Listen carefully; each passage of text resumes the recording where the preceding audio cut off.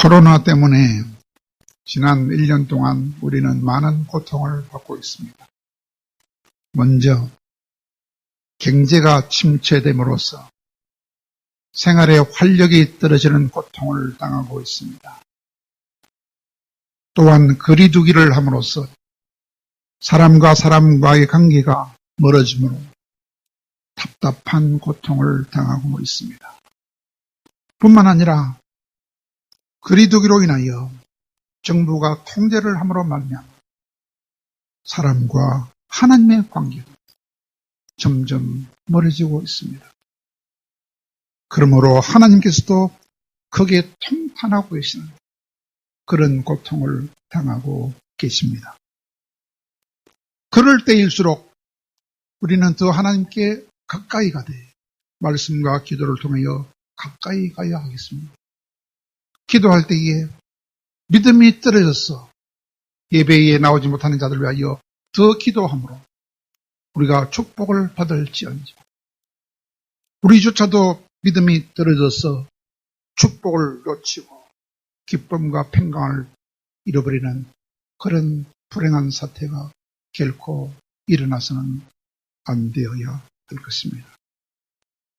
그러므로 오늘 전하기 원하는 말씀의 제목은 믿음을 떠난 자들의 비참한 모습이라는 제목으로 말씀을 나눌 때에 오히려 우리 믿음이 더 올라가서 더 복된 삶을 살아갈 수 있는 우리 모두가 되기를 진실로 간절히 바랍니다.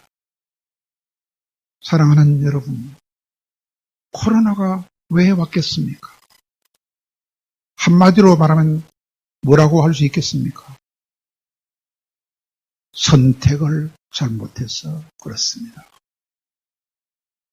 코로나 병균을 만든 과학자들이 잘못 선택을 했던 경우도 있겠지만 그 병균이 들어오지 못하도록 통제를 잘하지 못한 정치가의 잘못된 선택도 있겠지만 보다 더 근본적인 잘못은 우리 신자들이 하나님의 말씀을 잘 지키지 못한 우리 자신의 잘못된 선택도 있다고 선택의 탓이라고 잘못된 선택 때문에 코로나가 왔다고 말할 수 있을 것입니다. 우리는 선택을 잘 해야 합니다. 우리가 태어난 것은 내가 택해서 태어난 것도 아니고 우리 부모가 택해서 태어난 것도 아니고 하나님이 부모를 통해서 우리를 택해 주셨기 때문에 우리가 태어났습니다. 우리가 태어난 그 선택, 그것은 하나님의 선택이었습니다. 그러나 그 나머지 것들은 거의 전부 다가 우리가 선택하는 것입니다. 친구를 선택하는 것이나 배우자를 선택하는 것이나 직업을 선택하는 것이나 심지어 종교를 선택하는 것도 우리가 선택하는 것입니다. 우리는 선택을 잘하면서 살아야 합니다. 그래서 조지 무어라는 사람은 이렇게 말했습니다. 인생에 있어서 어려운 것은 선택이다. 모든 인간은 끊임없이 선택을 해야 되는데 선택은 결코 쉬운 것이 아니다라고 말했습니다. 또한 윌풀이라는 사람도 말했습니다. 일반적으로 말하면 우리 인생은 우리가 선택하는 대로 된다라고 말했습니다. 그리고 세계에서 가장 뛰어난 병법가로 알려진 손자 병법에서도 이런 말이 있다고 합니다. 선택은 신중해야 한다. 왜냐? 선택은 자유지만 선택에는 막중한 책임이 따르기 때문에 그렇게 말했습니다. 그러므로 오늘의 선택이 내일의 내 인생을 만든다는 사실을 바로 알고서 우리는 항상 올바른 선택을 하도록 힘을 써야 할 것입니다. 왜냐하면 우리 주변에 한 번의 잘못된 선택으로 인하여 평생 동안 고생하는 사람들을 많이 볼 수 있기 때문입니다. 그러므로 또한 하나님의 종 모세도 신명기 30장 30절에서 이렇게 말씀했습니다. 너와 내 후손이 살기를 원하면 하나님만 선택하라. 너와 네 후손이 살기를 원하면 하나님만 선택하라라고 신명기 30장 30절에서 말씀해주고 있습니다. 그렇다면 여러분, 고난이 올 때 우리는 무엇을 어찌해야 되겠습니까? 잘못된 선택을 했을 때 고난이 오면 우리는 어떻게 해야 되겠습니까? 한마디로 말하면 주님을 바라보아야 합니다. 어떤 주님? 십자가에 매달렸던 그 주님을 바라보아야 합니다. 왜냐하면 그 주님은 우리보다 더 큰 고난을 당해 보셨기 때문에 우리를 도와주실 수 있습니다. 또 그 주님은 우리를 지금도 오늘도 도와주기를 바라고 계시기 때문에 그 주님을 바라보아야 하는 것입니다. 그러면 우리는 고통을 이겨낼 수 있습니다. 아프리카에 가면 유명한 말을 훈련하는 방법이 있다고 합니다. 말을 훈련할 때에 한창 동안 훈련을 시킨 다음에 말이 목이 너무 마를 때가 되면 말한테 물을 보여주고 말의 꼬피를 딱 풀어주면 말이 물을 향하여 쏜살같이 달려간다고 합니다. 그때 말이 물가에 도착했을 때 주인이 명령을 내린다고 합니다. 뭐라고 명령합니까? 스톱! 서라! 라고 명령을 내린다고 합니다. 근데 그 말을 듣고 딱 서는 말은 살려주고 그 명령을 듣지 못하고 물을 마시는 말은 주인이 칼을 뽑아서 목을 잘라버립니다. 그렇게 맹마를 훈련시킨다고 합니다.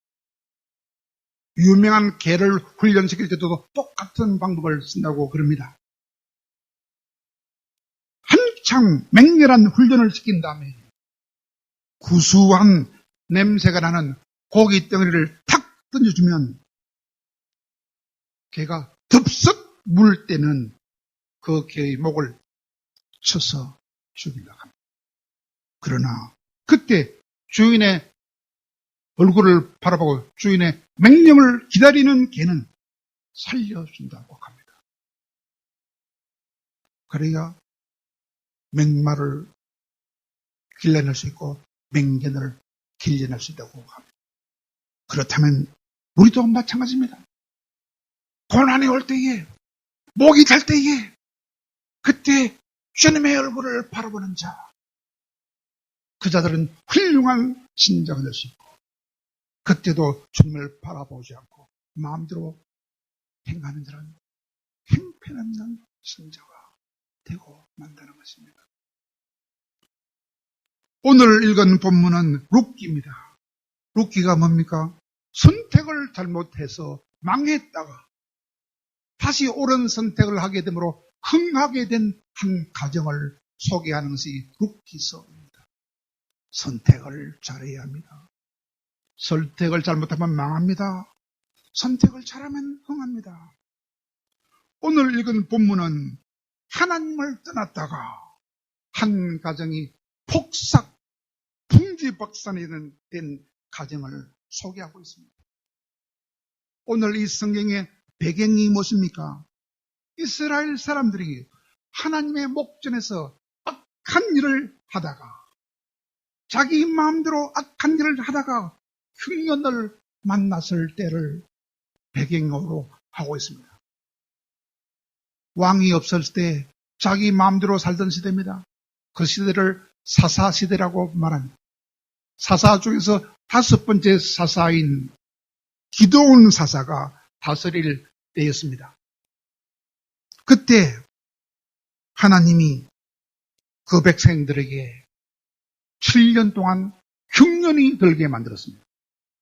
얼마나 하나님 말씀을 불순종하든지 마치 오늘날 사람들과 비슷합니다. 얼마나 불순종을 많이 하든지 하나님이 미디안이 쳐들어오게 해가지고 7년 동안 그들이 먹을 양식을 없게 만들어버렸습니다. 그 7년 흉년이 왔은 때가 오늘 본문의 배경이 되었을 때였습니다. 그때 닥쳤던 그 흉년을 견디지 못해서 다른 곳으로 이사를 간 한 가정이 있었습니다.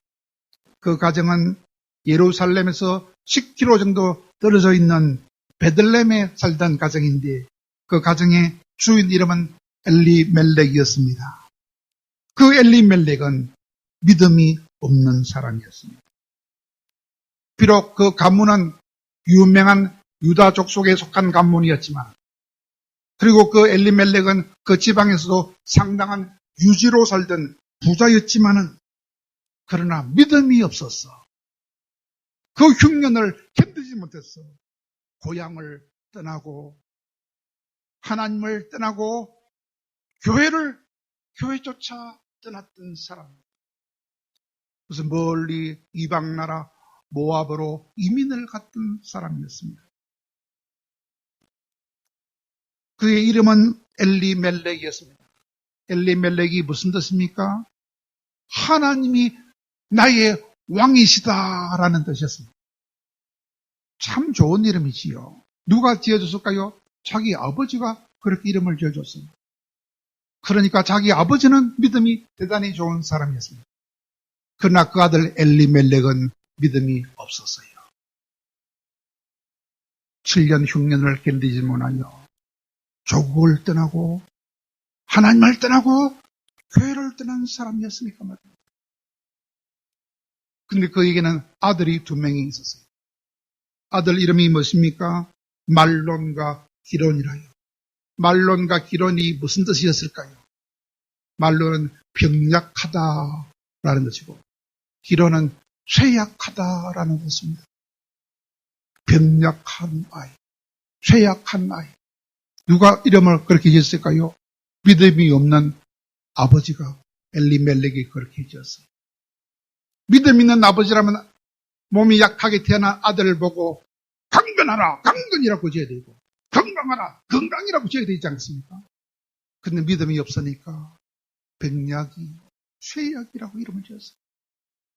그것만 봐도 얼마나 엘리멜렉이 믿음이 없는 사람인지 우리는 잘 알 수 있습니다.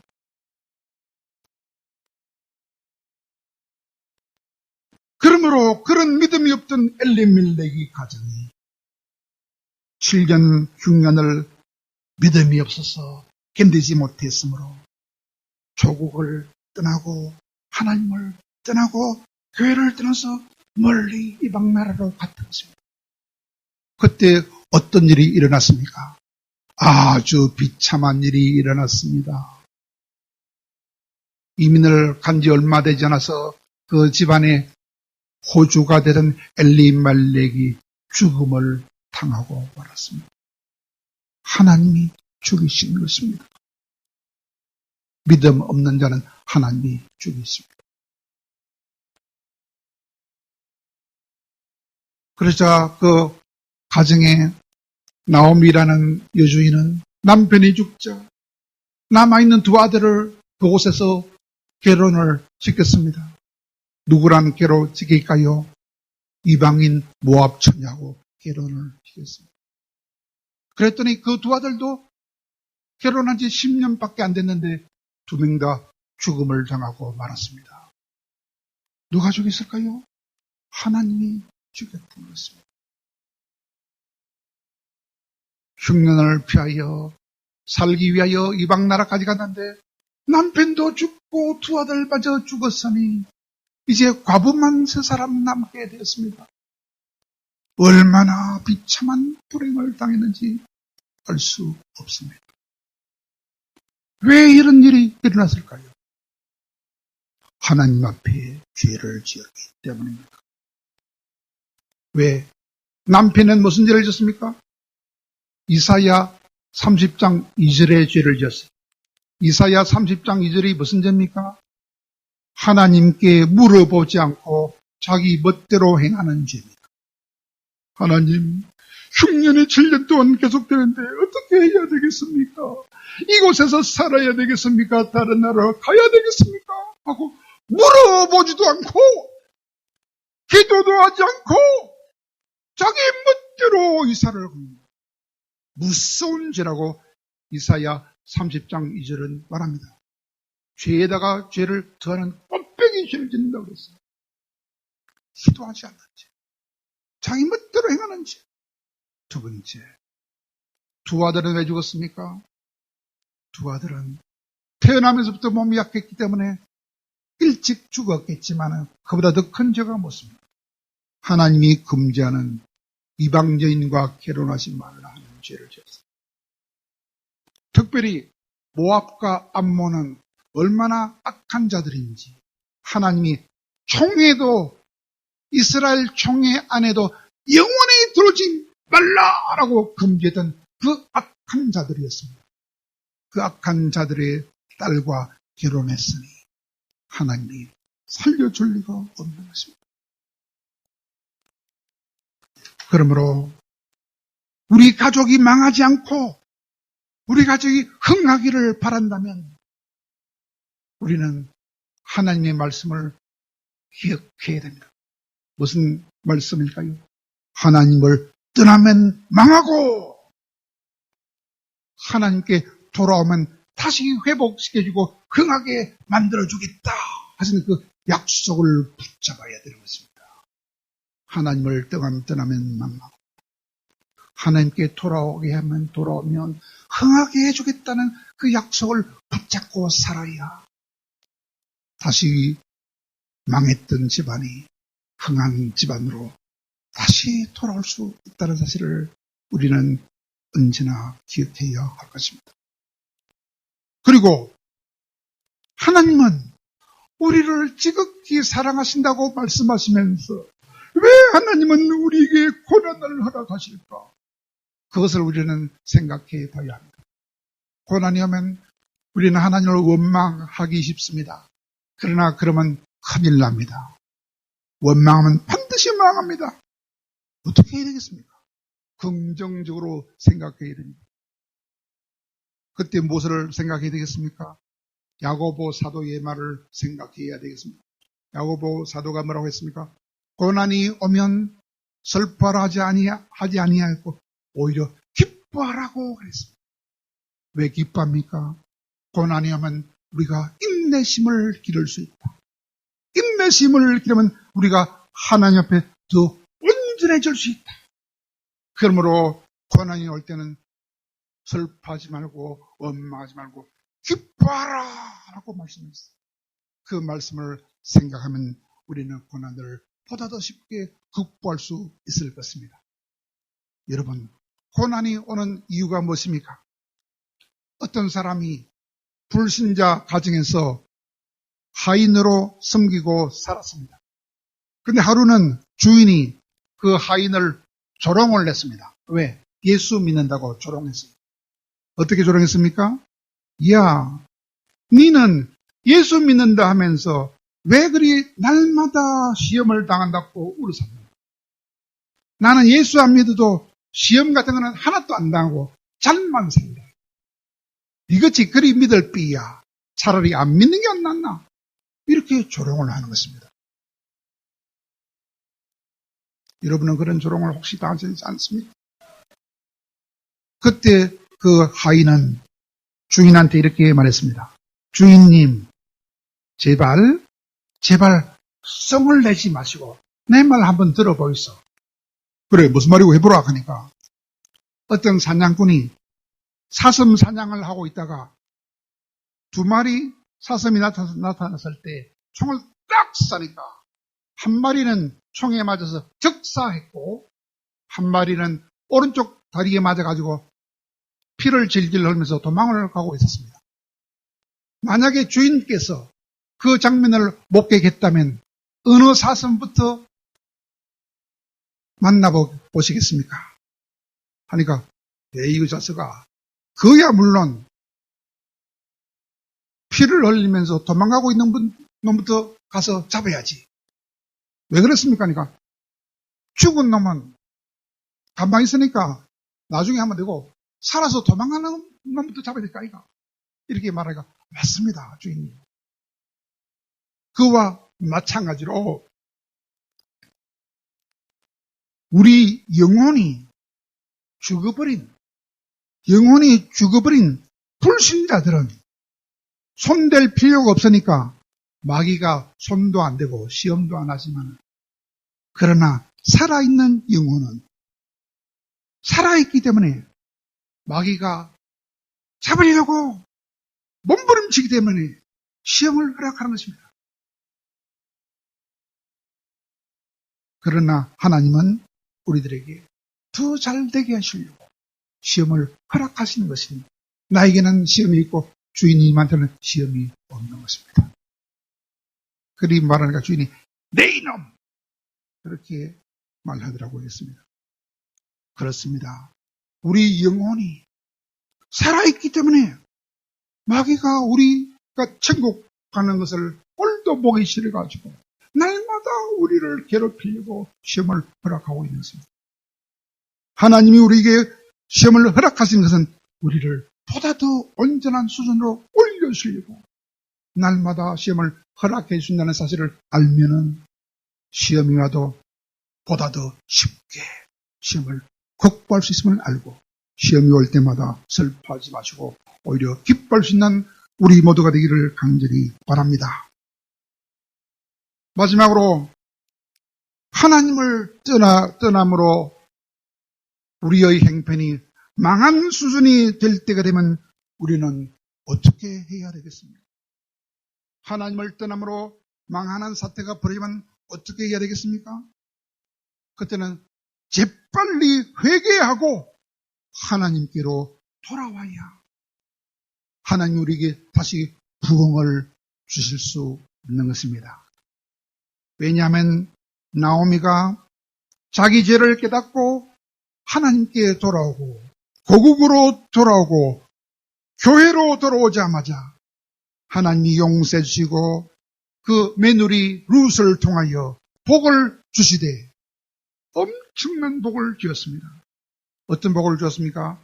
위대한 다윗 왕의 고조 할머니가 되는 엄청난 가정의 복을 주었습니다.